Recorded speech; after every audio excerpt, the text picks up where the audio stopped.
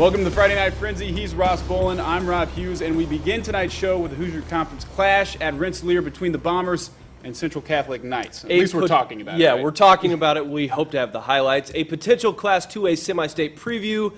The number 1 ranked Bombers versus the 3rd ranked Knights. And since joining the Hoosier Conference in 2011, CC has run the show. They came into play tonight with a perfect 22-0 conference record and some swagger to go along with it. We don't have the highlights. Nope. What we do know is Rensselaer wins this one 9-0. These are two teams that have scored big points all year long, and it's a 9-0 game. Yeah, it was defense the whole way. It sounds like Dylan Wright, the quarterback for Rensselaer, was the one who scored a touchdown, the lone touchdown of the game, and then, of course, before that was the safety. Was the safety by Trevor Hill of Rensselaer. The Bombers win 9-0. We hope to have those highlights in just a little bit, but staying in the Hoosier Conference. That's right. Hoosier Conference play. West Lafayette tonight hosting Culver. RDP out in full force as always. Red Devils already up 10-0. They turn to a familiar target. Mikey Kidwell fires a strike to Kyle Turner. Reaches for the goal line. He's in, and Westside takes a 17-0 lead. Things not going Culver's way in this one. They turn it over on the option pitch, and Desmond Williams there for the recovery. And that's a big play because Westside immediately turns it into points. Ground and pound to Travis Roll. Hops over defender and drags a couple more with him down inside the red zone. And if it's working, just keep doing it. Back to Roll, runs between the tackles. Doesn't look like he even gets touched. RDP up 24-0. How about one more time for good measure? A big night for Roll. 217 yards and 3 TDs. Look a little like Maurice Woodard, dare I say. Ooh, Westside wins. I dare you to at say least it. stats-wise. 55-14. Over on the south side of town, the second-ranked McCutcheon Mavericks hosting Muncie Central. McCutcheon's first possession. Check this out. They turn to the air. Don't see that often. Aaron Phillips connects with Kevin Atkins for a nice gain. A couple plays later on the play action, I'm fooled, and so is the Bearcats' defense. Phillips finds a hole right up the middle. Yeah, you know, I got back with it. Not even touched. McCutcheon up 7-0 just like that. This one back and forth early after Muncie Central matched the Mavs. They turn to Blake Elming. Heard that before. The workhorse all year long picks up a big chunk of yards.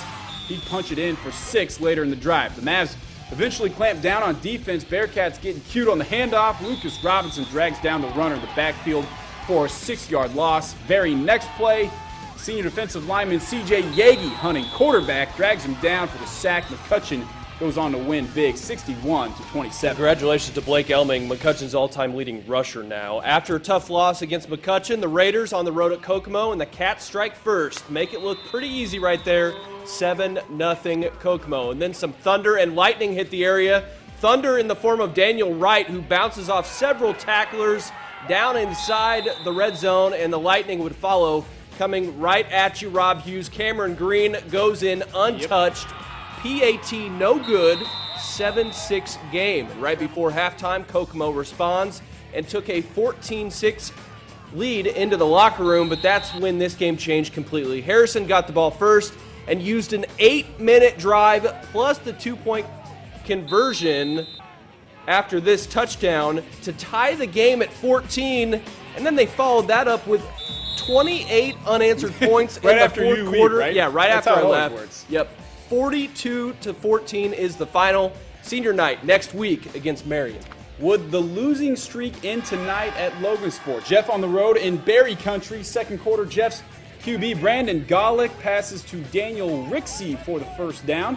It's a solid little connection there. Then it's Golick to Christian Guadalajara for another Bronco first down. So early on, Jeff making some plays, moving the ball. A couple plays later, Bernard Celestin busts in for the 2-yard TD. Barry's trying to get something going. Jacob Brown gets the handoff, takes it down into the red zone. And a little bit later, Logan QB Ryan Schrock lofts it up perfectly to Alex Brink for the touchdown. That's a nice pass. Jeff's next possession, Golick fakes the handoff, and he is gone. 70 yards to the house. That one's just for Jamie Long for the touchdown. Broncos break the losing streak. They win 50-14. 5 games down, kind of 4 games down, hopefully. 4.5. So 4.5 to go. 6, we're good at math here. Coming up after the break, we'll make stops at Tipton, Frontier, Clinton Prairie, and North Vermilion. Plus, Benton Central, where the Bison were in action against the Delphi Oracles. The Frenzy will be right back. Welcome back to the Frenzy. If you're not Rensselaer, West Lafayette, or CC, the Hoosier Conference can be a bit overwhelming. Just a little bit. Sitting at 0-4 in league games, Delphi and Benton Central both came into the night hungry for a victory. Coach Strasser and company beat the Bison twice a year ago, 17-14 in the regular season and 21-7 in the opening round of sectionals. The Oracles all jacked up on Mountain Dew and ready to roll. Delphi up 7-0 in the second quarter and about to go spider monkey on him right now. Weston Wendell looking left to throw is spot on, but BC's Clayton Moyers says not in my house as he wipes out the receiver. Later on, Delphi with the ball again. Check this out. Clint Rude living up to his last name. Just because you say with all due respect doesn't mean you can do whatever you want. That's true, yeah. Delphi facing a 4th and goal. Wendell fakes the give and keeps it himself, 14-0 Oracles. Following a BC turnover, Wendell rolls out, lobs it up for Adam Zink. Big brother Paul, not the photog in that clash with the cameraman. The Oracles beat the Bison 34-12, the final.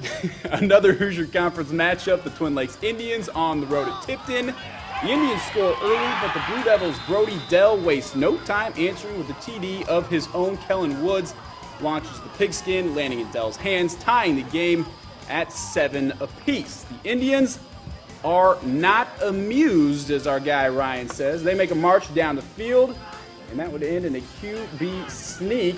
Close, but no cigar. But if at first you don't succeed, Blake Bennington tries one more time. This time squeaks in for another Indians touchdown. They go on to win 50-24. The 5-2 Carroll Cougars in Chalmers tonight taking on Frontier. First quarter action, 4th and goal. Looking for 6, but senior Michael Hurt isn't having any of that. Nice play right there. Next Cougar possession, senior Jared Miller drops back to pass and is intercepted by Hurt. He's having himself a nice little ball game tonight. He dishes out some pain for going down at the 50. Look at him go. Just dragging him down. That's like 6 guys on him. Yeah, that hurts. Second quarter action now. Miller finds Creed Switzer in the back of the end zone. Nice snag right there. Cougars up 6-0 after the missed extra point. Later on, Cougars at the goal line again, and Justin Wilson takes the pitch and dives in for the score. Carroll wins big, 53-6. The Battle of the Clintons, Prairie hosting Central. The Gophers hoping to snap a 6-game losing streak. Clinton Central's play call fakes the rookie photog, John Rawlings, but he did a good job tonight. Jalen Moore gets the carry for the 10-yard TD to start things off for the Bulldogs. Moving on to the start of the third, Clinton Prairie's Chase Joseph runs the ball on the keeper and battles his way for a few extra yards. That's a pretty powerful keeper. Later on that drive, the Gopher senior Kenneth Bowler scampers down the left sideline all the way to the 2-yard line, and that sets up this TD run by Bowler, who shows off his best Cam Newton Superman impression. Here it is. Oh, classic. I like it. Superman's kryptonite just happened to be a K9. The Bulldogs pull out a close one on the road, 22-14. A Class A showdown at North Vermilion between the 8th-ranked Mustangs and 3rd-ranked Falcons. Fountain Central with the ball and looking for some points. Thad Crane comes up with the catch and picks up some yak to move the chains. That's yards after catch, in case you're wondering. Later on, FC's QB Kobe Pierce drops back, doesn't like what he sees, and improvises. It's Crane again who moves the chains. Mustang faithful fired up, but not for long. North Vermilion wins 21-14. From football to football, that is a ready-made transition. Faith Christian and Delphi playing for the sectional title. We'll pick it up in the first half. Faith Christian's Zane Merkel takes a rip from outside the box. The one-hopper easily saved by Delphi's Braden Slifer.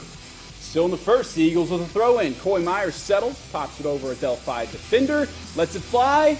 Shot just sails over the crossbar. Later on, Faith Christian's Nick Borgia whips in a shot once again. Slifer saves the day for Delphi. The Oracles go on to beat the Eagles 3-2 in penalty kicks for the sectional title.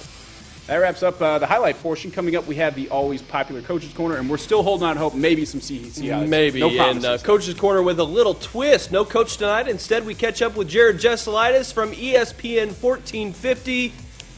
I'm guessing he talked a little bit about Travis Roll tonight. We'll be right back. WLFI, news from where you live.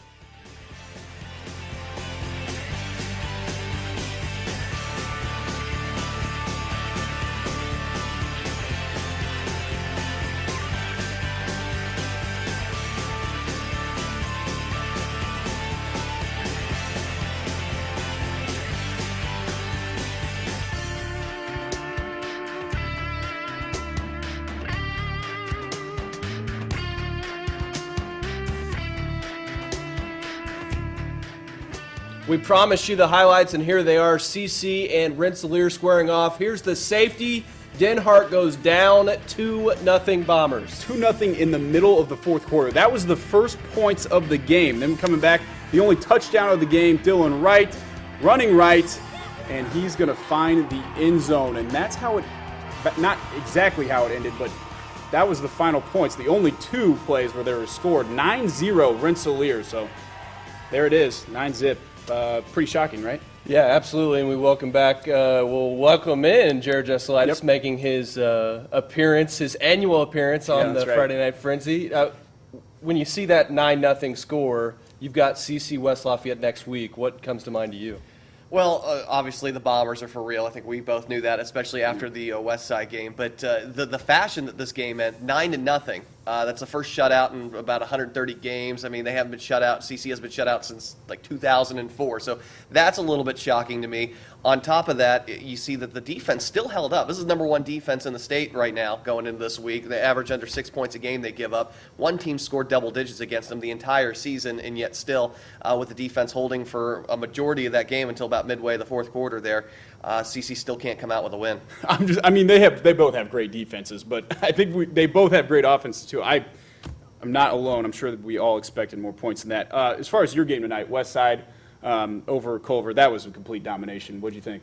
Complete domination again, and the maturation of Mikey Kidwell has been fantastic this season. Here's a kid that comes in, maybe the summertime they say, we need to see the steps, and the sophomore steps up and does exactly what he needs to do. And look at him leading that offense. You take back that McCutcheon game, I think that's a ball game that they would love to have back and play on a weekend that a night that isn't rain delayed by 2 hours. If that game doesn't get delayed, does it come out the exact same way? He made a couple critical interceptions in that ball game. But if he can go back and play that one again the way that he's playing now, I don't know. It might be a different outcome against McCutcheon. He's done a phenomenal job going forward here. He's still got the great supporting cast and people like Travis Roll. Kyle Turner was phenomenal here again tonight. The defense continues to get a little bit better. It's still a very good defense. It's not where we've seen them when they went on state championship runs, I think, just yet. But are they going to be able to handle the challenge that is next week in Jackson Anthrop? That's a good question. Rob mentioned Travis Roll and Maurice Woodard in the same sentence. What did you see? I knew you were going to bring that up. Yeah, I couldn't let that go. What did you see out of Travis Roll tonight? Well, let's be fair. He's only a junior, right? Yeah. So he's still got a little bit more time. Maurice Woodard was a very special talent. Travis still look. This is a great offensive line in front of him. So does it even matter at that point when you got a guy like Peyton Truitt, the size and the ability that they have on that line? I like him. I don't think he's quite Maurice Woodard level just yet. That's not a knock. Maurice was just that special of a guy. That's like saying, Mikey Kidwell's not Daniel Wadicka. That's not necessarily a knock. It's just, look, that was a very, there's been some very talented people that have come through that program. And Travis Roll, I think before it's all said and done, will definitely leave his mark. The other guy that we talked about before we came on the show is Kyle Turner. He's been ridiculous all season long. We had another touchdown while I was there, and I'm sure there was a lot of other plays that he made tonight. What do you see from him, and how dangerous is he for CC? Well, first off, his size is one of those things that really stands out to you. He had a gentleman on him tonight that was doing an awful lot of jawing, but a big fist pump to big Kyle Turner. You're my man, because that gentleman looked foolish by the end of the night, and even then that didn't stop him from jawing, I think. But look, his size and his experience in that offense is really what makes him such a dangerous guy. He can get on the inside on that slant route. He can stay on the outside and catch that fade, whatever you need him to do. It's really hard to figure out where he's going to be on the field. Jared Jesselaitis from ESPN 1450. You can hear him next week on The Call, West Lafayette versus Central Catholic. I hear that's a pretty big game around here. Can we put you on the spot real quick? What's your pick?